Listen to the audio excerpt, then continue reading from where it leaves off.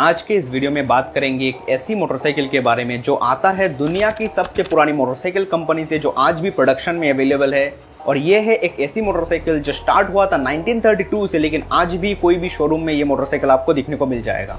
तो आज बात करेंगे इस वीडियो में रॉयल एनफील्ड बुलेट के बारे में।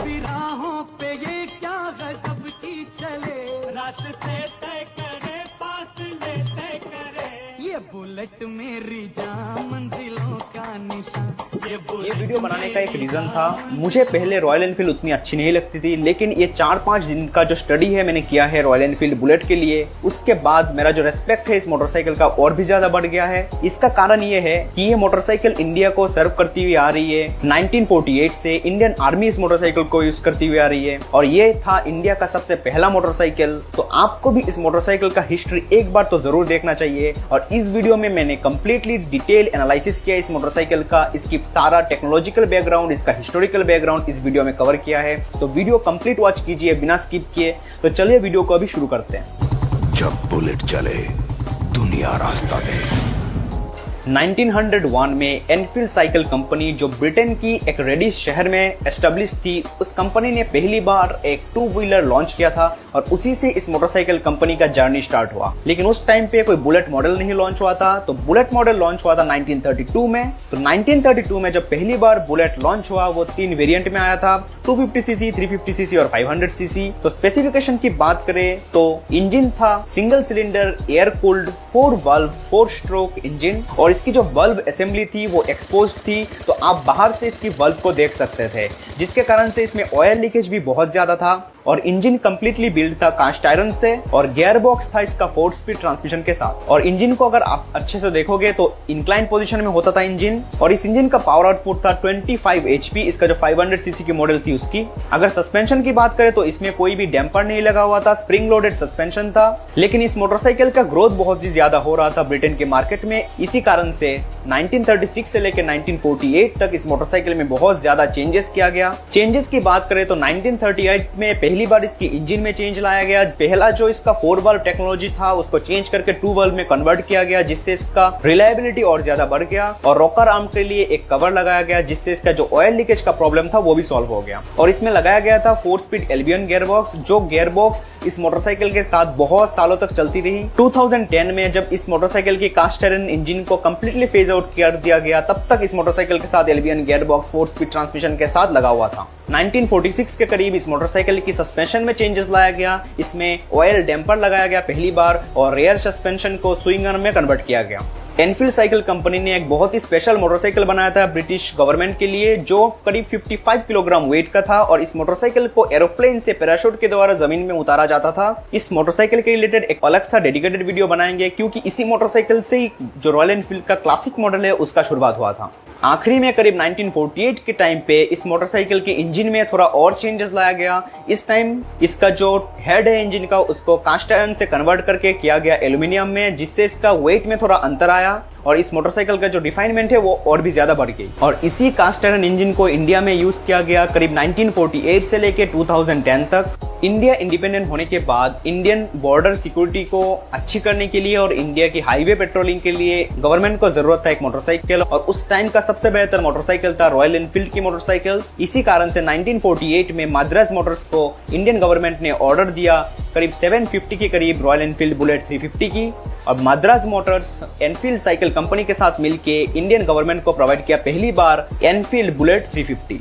बाद में इस मोटरसाइकिल को पब्लिकली सेल करने के लिए मद्रास मोटर्स और एनफील्ड साइकिल कंपनी ने 1955 में रजिस्टर्ड कंपनी स्टार्ट किया इंडिया में, जिसका नाम था एनफील्ड इंडिया। और इस कंपनी में 1962 तक बुलेट 350 की पार्ट्स लाया जाता था एनफील्ड साइकिल कंपनी से, जो ब्रिटेन में थी, और यहाँ पे इंडिया में ये सारा असेंबली होने के बाद कंज्यूमर को सप्लाई किया जाता था। लेकिन इससे कॉस्टिंग बहुत ही ज्यादा बढ़ जा रही थी इस मोटरसाइकिल की। तो इसी कारण से 1962 के बाद इस मोटरसाइकिल का पूरा असेंबली और मैन्युफैक्चरिंग होने लगा इंडिया में, जिसके कारण इस मोटरसाइकिल का जो प्राइस है वो बहुत ही ज्यादा कम हो गया और इसका जो सेल है वो बहुत ही ज्यादा इंक्रीज हो गया।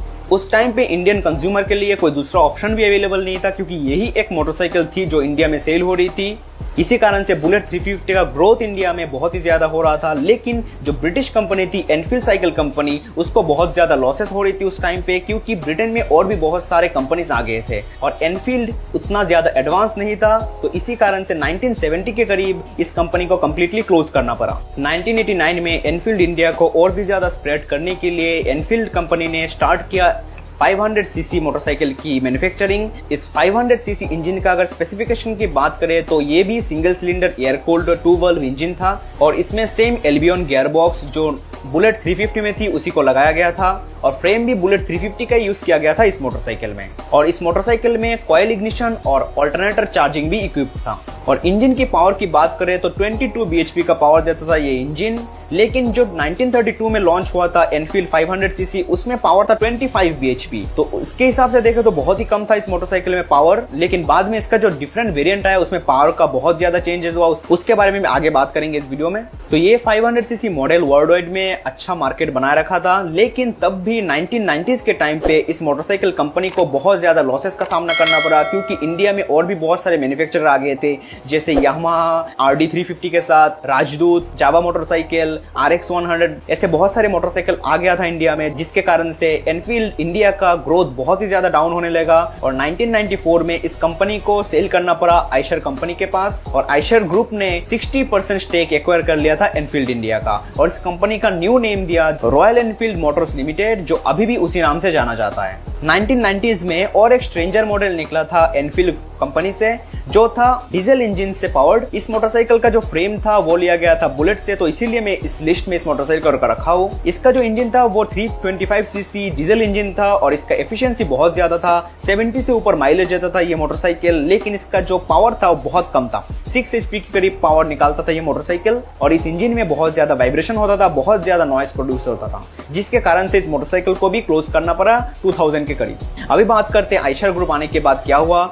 आयशर ग्रुप आते ही इस मोटरसाइकिल की जो पुरानी इंजन थी, जो कास्ट आयरन इंजन है, उस इंजन को चेंज करने के लिए एवीएल के साथ मिलके, एवीएल एक ऑस्ट्रियन इंजन मैन्युफैक्चरर कंपनी है और एवीएल के साथ मिलके पहली बार 350 सीसी का कंप्लीट एल्यूमिनियम एलॉय बेस्ड लीन बर्न इंजन लॉन्च किया, जो आया था 1999 में रॉयल एनफील्ड मैकिज्मो नाम से और इस मोटरसाइकिल का जो फ्रेम था वो भी लिया गया था बुलेट 350 से। लेकिन ये मोटरसाइकिल हिट नहीं रही मार्केट में। इसका मेन रीजन ये था, कंज्यूमर के हिसाब से रॉयल एनफील्ड बुलेट का जो पहले वाला इंजन था, जो कास्ट आयरन इंजन होती थी, उसमें जो थंप होता था, जो हर एक कंबशन में मिलती है, वो बहुत ही ज्यादा अट्रैक्ट करता था राइडर्स को। लेकिन इस मोटरसाइकिल में जो एल्यूमिनियम बेस्ड है, इसमें उतना अच्छा सा थंप नहीं मिलता था और इसका नॉइज भी उतना अच्छा नहीं था पुराने मॉडल जैसा। तो इसी कारण से इस मॉडल को डिसकंटिन्यू कर दिया गया। बाद में इस इंजन को यूज किया गया थंडरबर्ड के साथ। अभी 2001 में उसी कास्ट आयरन 350 सीसी इंजन को थोड़ा मॉडिफाई करके उसमें CDI मतलब कैपेसिटर डिस्चार्ज इग्निशन सिस्टम लगा के इस मोटरसाइकिल को एक नया नाम दिया गया, रॉयल एनफील्ड बुलेट इलेक्ट्रा, और साथ में इसको स्टार्टर मोटर का भी ऑप्शन दिया गया और कुछ दिनों बाद TCI इग्निशन सिस्टम भी इस मोटरसाइकिल में लगाया गया। इस इंजन में थोड़ा बहुत चेंज किया गया, जैसे कि इसका जो क्रैंक है उसको थोड़ा लाइट वेट किया गया, जिससे इसका जो एक्सिलरेशन है मोटरसाइकिल का वो थोड़ा सा बढ़ गया था और ये मोटरसाइकिल पॉपुलैरिटी बहुत ज्यादा गेन किया था मार्केट में, जिसके कारण से ये उस टाइम के लिए रॉयल एनफील्ड का बेस्ट सेलिंग मोटरसाइकिल भी बन गया था। 2004 में रॉयल एनफील्ड ने अपना जो 500 सीसी के मॉडल है उसको भी ट्राई किया एवीएल का कंप्लीट एल्यूमिनियम लीन बर्न इंजन के साथ, लेकिन इस टाइम ये मोटरसाइकिल अच्छी रही मार्केट में, वर्ल्ड वाइड मार्केट में ये मोटरसाइकिल बहुत ही अच्छी रही। स्पेक्स की बात करें तो ये मोटरसाइकिल आता था इलेक्ट्रॉनिक इग्निशन के साथ, 5 speed transmission, electric start, gas fitted shock absorber और फ्रंट में डिस्क के साथ ये मोटरसाइकिल लॉन्च किया गया था और ये मोटरसाइकिल बहुत ही हिट रही मार्केट में। लेकिन बाद में इस मोटरसाइकिल की इंजन में बहुत ज्यादा प्रॉब्लम आने लगी, इसमें बहुत ज्यादा नॉइस प्रोड्यूस होता था और वाइब्रेशन भी बहुत ज्यादा था, जिसके कारण से इस इंजन को जो एवीएल से आती थी उसको डिसकंटिन्यू कर दिया गया। 2008 ये बहुत ही इंपॉर्टेंट साल रही रॉयल एनफील्ड के लिए, क्योंकि इस टाइम पे लॉन्च कर दिया गया था रॉयल एनफील्ड का सबसे बेहतरीन इंजन अभी तक की, जो थी UC engine, unit construction engine. इस इंजन का खास बात यह था, इस इंजन का जो क्रैंक है इस इंजन का और गियर बॉक्स साथ में कंबाइंड था। पुराना जो मॉडल, जितने भी मॉडल की बात किया हमने, कास्ट आयरन का मॉडल, एवीएल का मॉडल, सारे में इंजन का क्रैंक केस और गियर बॉक्स अलग होता था, जिससे इस मोटरसाइकिल का एफिशिएंसी में फर्क पड़ती थी बहुत ज्यादा। पहली बार UC इंजन के साथ 500 मॉडल लॉन्च किया गया था इंडिया में 2008 में। वर्ल्ड वाइड में पहले इस मोटरसाइकिल को ट्राई किया गया, बाद में इंडिया में लॉन्च किया गया। इस मोटरसाइकिल की अगर स्पेक्स की बात करें तो इसका इंजन सेम था, single cylinder 4 stroke 2 valve air cooled engine, और इस इंजन में था fuel injection technology. Hydraulic valve lifter use किया गया था इस मोटरसाइकिल में। पहले जो इसका ओवरहेड वल्व सेटअप है उसके लिए सॉलिड पुश रॉड यूज किया जाता था, लेकिन इस मोटरसाइकिल में यूज किया गया हाइड्रोलिक वल्व लिफ्टर, जिसको यूज करने से इसका जो टेपेट क्लियरेंस है वो ऑटोमेटिक एडजस्ट हो जाता था इंजन ऑयल के टेम्परेचर वेरिएशन के साथ। इसमें भी गैस फिटेड शॉक एब्जॉर्बर था और साथ में इसमें फ्रंट में डिस्क ब्रेक दिया गया था। और पावर की बात करें तो इस इंजन का पावर आउटपुट था 27.5 bhp और टॉर्क आउटपुट था 41.3 न्यूटन मीटर। अगर 500 सीसी की बात करें तो सबसे ज्यादा टॉर्क आउटपुट और पावर आउटपुट के साथ ये इंजन आया था। लेकिन बुलेट 350 में कोई भी चेंजेस नहीं किया गया था। बुलेट 350 में वही पुराना कास्ट आयरन इंजन और साथ में जो गियर बॉक्स था इसका, जिसमें राइट साइड में गियर शिफ्टर होता था और न्यूट्रल के लिए अलग से एक लीवर लगाया होता था और लेफ्ट साइड में ब्रेक होते थे। उसी मोटरसाइकिल चल रहा था, करीब 2010 तक वो मोटरसाइकिल चला, लेकिन 2010 के मई में कंप्लीटली फेज आउट कर दिया गया उस इंजन को और 2010 की एंड तक लॉन्च कर दिया गया 350cc UCE मॉडल जो आता था कार्बोरेटर के साथ। लेकिन ये एक बहुत ही रिफाइन इंजन था कंपेयर टू इसकी पुरानी मॉडल। बाद में ये इंजन रॉयल एनफील्ड बुलेट में, क्लासिक में भी यूज किया गया। जब क्लासिक लॉन्च हुआ 2010 में, UC इंजन को रॉयल एनफील्ड यूज करते आ रही है 2008 से लेके 2020 तक। इसके बीच में बहुत सारा पोल्यूशन नॉर्म्स भी चेंज हुए, लेकिन ये इंजन सस्टेन किया। लेकिन अभी 2020 में जब BS6 लागू किया गया, इसके कारण इसका जो 350cc मॉडल है उसको तो कन्वर्ट कर दिया गया BS6 में और क्लासिक मॉडल उसका लॉन्च भी कर दिया गया है कुछ महीने पहले।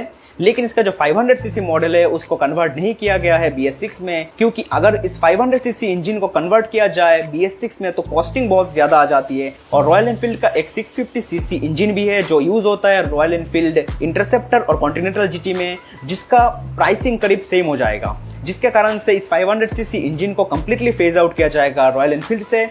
और हो सकता है आपको फ्यूचर में रॉयल एनफील्ड बुलेट में और क्लासिक में दिखने को मिलेगा 650cc की इंजन। और 350cc की जो इंजन है इसमें भी चेंजेस कर रही है रॉयल एनफील्ड और इसके ऊपर भी रिसर्च चल रहा है और हो सकता है कुछ महीने बाद रॉयल एनफील्ड की तरफ से आपको कंप्लीटली न्यू 350cc की इंजन भी दिखने को मिलेगा। तो इस वीडियो में इतना ही था। आशा करता हूँ आपको वीडियो जरूर अच्छा लगा होगा। वीडियो अच्छा लगा होगा तो जरूर लाइक कीजिए इस वीडियो को, शेयर कीजिए इस वीडियो को अपने फ्रेंड और फैमिली मेंबर के साथ और सब्सक्राइब कीजिए इस चैनल को। और कमेंट में बताइए आपका क्या एक्सपीरियंस है रॉयल एनफील्ड के साथ, आपको कौन सा मॉडल सबसे ज्यादा पसंद है। तो देखने के लिए बहुत बहुत शुक्रिया इस वीडियो को। Thank you for watching, thank you and be connected.